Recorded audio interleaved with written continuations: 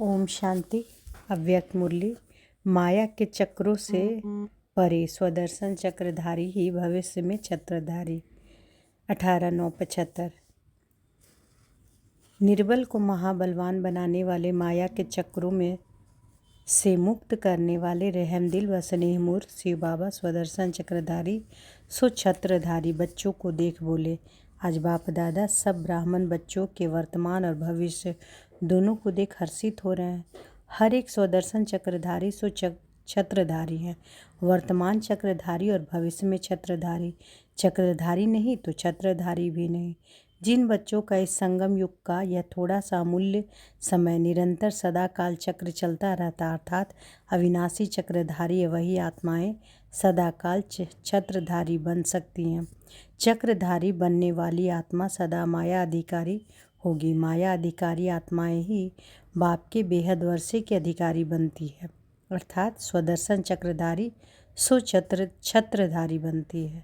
सदैव चक्र और छत्र दिखाई देता है। बाबा पूछते हैं, चक्रधारी आत्मा की निशानी क्या दिखाई देगी? अपनी निशानी आप सब ने देखी है। चक्रधारी अब भी लाइट के छत्रधारी दिखाई देंगे। चक्र की निशानी लाइट का चक्र दिखाई देगा।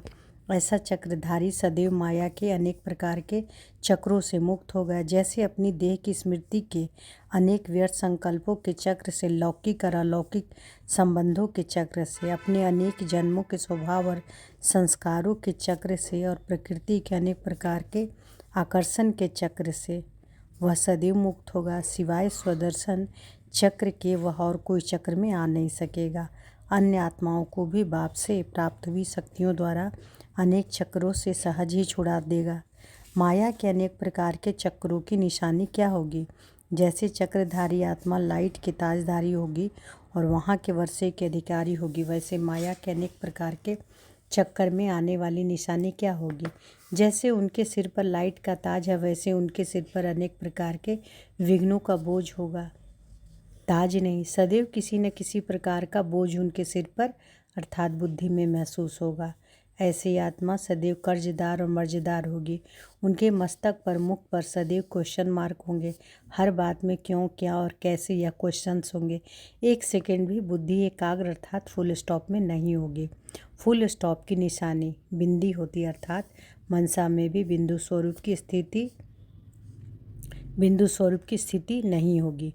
वाचा और कर्मना में भी बीती सो बीती, नथिंग न्यू जो होता है वह कल्याणकारी। ऐसा फुल स्टॉप अर्थात बिंदी लगानी नहीं आएगी। क्वेश्चन मार्क की निशानी देखने में भी टेढ़ी आती है। फुल स्टॉप लिखना सहज है। फुल स्टॉप लिखने में क्वेश्चन मार्क लिखना जरा मुश्किल होता है।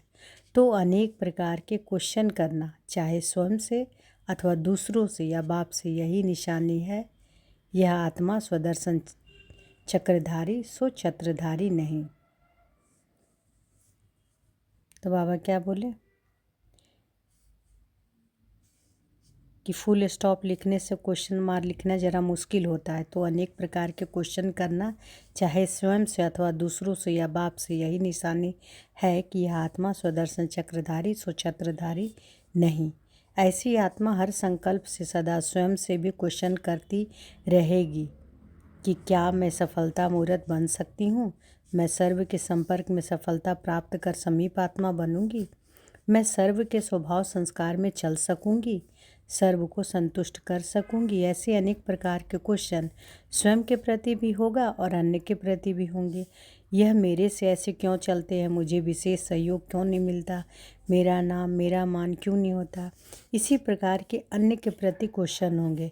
ऐसे ही बाप के प्रति भी क्वेश्चन होंगे। जब बाप सर्वशक्तिमान है तो मेरी बुद्धि को क्यों नहीं पलटाते? नज़र से निहाल करने वाले मेरी तरफ नज़र क्यों नहीं रखते? जबकि बाप है तो जैसे भी हूँ, कैसी भी हूँ, उसकी ही हूँ। उनकी जिम्मेवारी है मुझे पार कराना। जब दाता है तो मैं जो चाहती हूँ वह क्यों नहीं देता? त्रिकालदर्शी है, मेरे तीनों कालों को जानता है, जो मुझे स्वयं ही अपनी शक्ति से श्रेष्ठ पद क्यों नहीं दिलाता है? ऐसी मीठी मीठी शिकायतें बाप के आगे रखते हैं।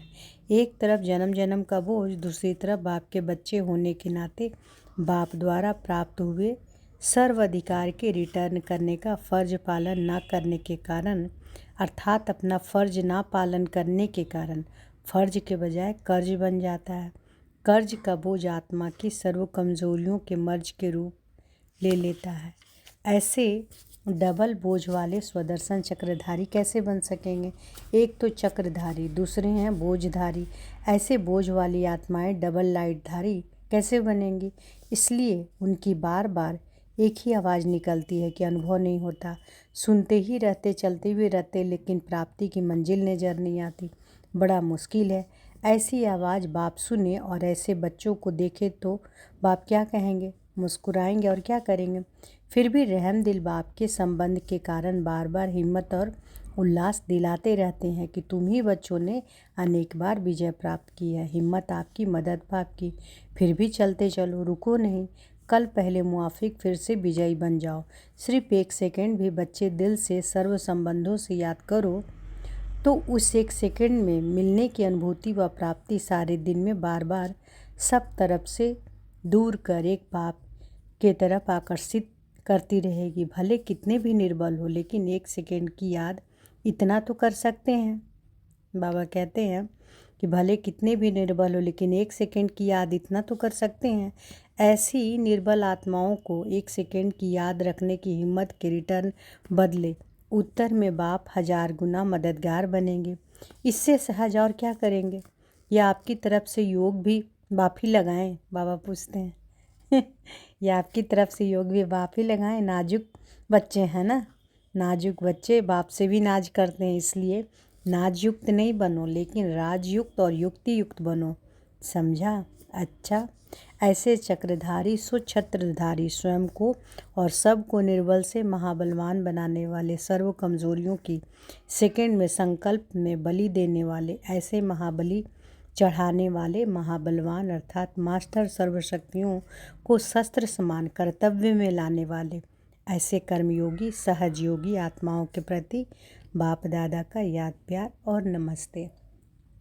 तो इस मुरली के विशेष ज्ञान बिंदु है पहला, जो मनुष्य आत्मा वर्तमान संगम युग के समय स्वदर्शन चक्रधारी है, वही आत्मा भविष्य में छत्रधारी अर्थात राज्य का अधिकारी बन सकती है। दूसरा, चक्रधारी आत्मा की निशानी यह है कि लाइट का चक्र दिखाई देगा। ऐसी आत्मा माया के अनेक प्रकार के चक्रों से मुक्त, प्रकृति के भिन्न भिन्न प्रकार के आकर्षणों से परे बिंदु रूप में स्थित रहेगी।